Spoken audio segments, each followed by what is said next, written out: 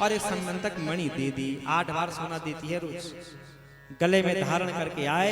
लोगों ने कहा सूर्य गिर गए, सूर्य गिर गए। एक ने कहा सूर्य गिर गए, ऐसे गिर जाएंगे सूर्य? अरे सत्राजित है वो, मणि लेकर के आ रहा है। अच्छा गए घर में सत्राजित, ब्राह्मणों को बुलवाया, स्वस्ति वाचन किया, मणि को अपनी पूजा के कक्ष में रखा है। अब एक दिन भगवान श्री कृष्ण जाते हैं कि सत्राजित मणि को घर में रख के क्या करेगा, राजा उग्रसेन जी को दे दो, सबका भला होगा, राजकोष में रहेगी। और जी हाँ, मेहनत में करूं, गर्मी में करूं वहां सहन, और जो है लाभ ये लोग उठाएंगे, कभी ना उठाए लाभ, क्यों तो मैं अपनी मणि। भगवान ने कहा तेरी इच्छा। भगवान चले गए। अब सत्राजित का भाई है परसेन, एक दिन मणि को अपने गले में डाला और सफेद रंग के घोड़े में बैठ करके निकल पड़ा जंगल। परसेनम सत्यम हत्वा मणिमाच्छिद्य केसरे गिरिं विसंजामवता निहतो मणिमिच्छता। जैसे ही ये परसेन जंगल में पहुंचा, शेर ने घोड़े को मारा, परसेन को मारा। अब मणि को लेकर के आगे जा रहा है। तब तक मिल गया शेर को भालू, जांबवान। और ये शेर क्या करेगा मणि का? भालू ने एक मारा खींच करके शेर वहीं पर चित चित। मणि उठाई, गुफा में गया, अपने बच्चों को खेलने के लिए दे दी। अब द्वारिका में भगवान श्री कृष्ण पर कलंक लग गया कि चोर कहीं का, इसी ने चुराई होगी जरूर से मणि। सज्जनों का क्या आवश्यकता पड़ी आपको चोरी करने की, क्या कमी है आपके पास? और दुष्ट कह रहे हैं नहीं नहीं चोर है, इसने चुराई होगी। भगवान का बहुत बड़ा कलंक लग गया मुझको।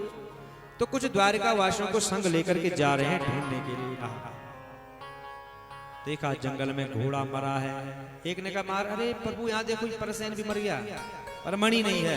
एक ने कहा शेर के पांव के चिन्ह, चलो ढूंढने के लिए। देखा शेर मरा हुआ है पर मणि नहीं है। एक ने कहा भालू के पांव के चिन्ह भी हैं। चलते चलते चलते गुफा, देखा कि भालू अंदर गया है। भगवान ने कहा तुम यहीं पर रुको, आ रहा हूं मैं। भगवान श्री कृष्ण चंद्र जो है कि गुफा के भीतर प्रवेश करते हैं। उजाला ही उजाला, बच्चे खेल रहे थे मणि के साथ। जैसे भगवान ने मणि को उठाने के लिए हाथ आगे किया, बच्चे जोर से चिल्लाए।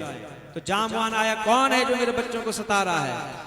नहीं पहचान पाया भगवान को, सीधे युद्ध करने लग गया। 1 दिन 2 दिन 3 दिन 4 दिन तक गुफा के बाहर वो लोग देख रहे थे। समझ गए कि भीतर कोई भयानक पशु है, हमारे कृष्ण को उसने कष्ट पहुंचा दिया है। हमारे कृष्ण हमको छोड़ करके चले गए। रोते रोते द्वारिका में गए, सारा वृत्तांत बताया। रुक्मणी जी रो रही हैं, सब रोने पे लगे हैं, वसुदेव जी साहब, कि हमारा कृष्ण हमें छोड़ करके चले गया। और यहाँ युद्ध चल रहा है दोनों के बीच में। युद्ध 28 दिन तक युद्ध चला दोनों के साथ। और वहां नारद जी आए। नारद जी ने कहा क्या हुआ?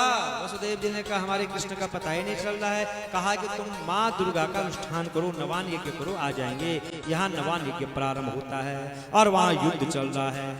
उसी समय अत्यंत विस्मित होकर के भगवान श्री कृष्ण से बोलते हैं कौन? जाम्बवान।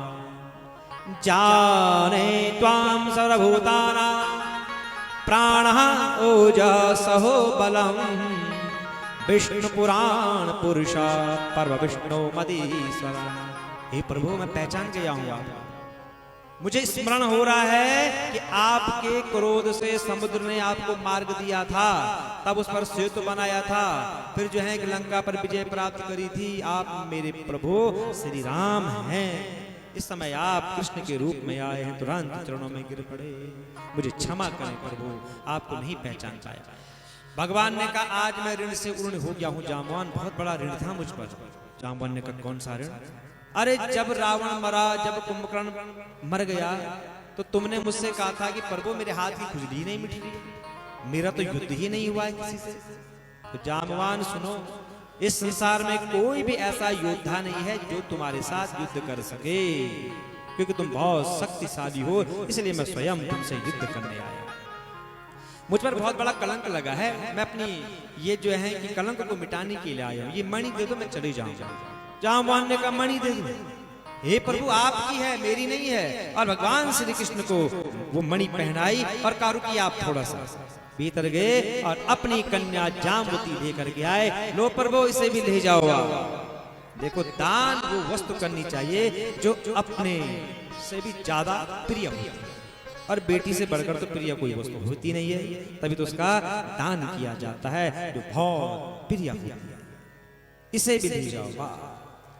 और यहाँ द्वारिका में जब नवान यज्ञ की पूर्णाहुति हो रही थी, उसी समय भगवान श्री कृष्ण चंद्र जी जामवती को लेकर के वहां पर आ गए। बोलो द्वारिकाधीश भगवान की जय। और वहीं पर विधि विधान के साथ भगवान श्री कृष्ण चंद्र जी का दूसरा विवाह संपन्न होता है। मणि लेकर के गए सत्यराजित के पास, लो भैया जिस मणि के लिए तूने इतना बड़ा जो बवाल किया है, ये है तेरी मणि।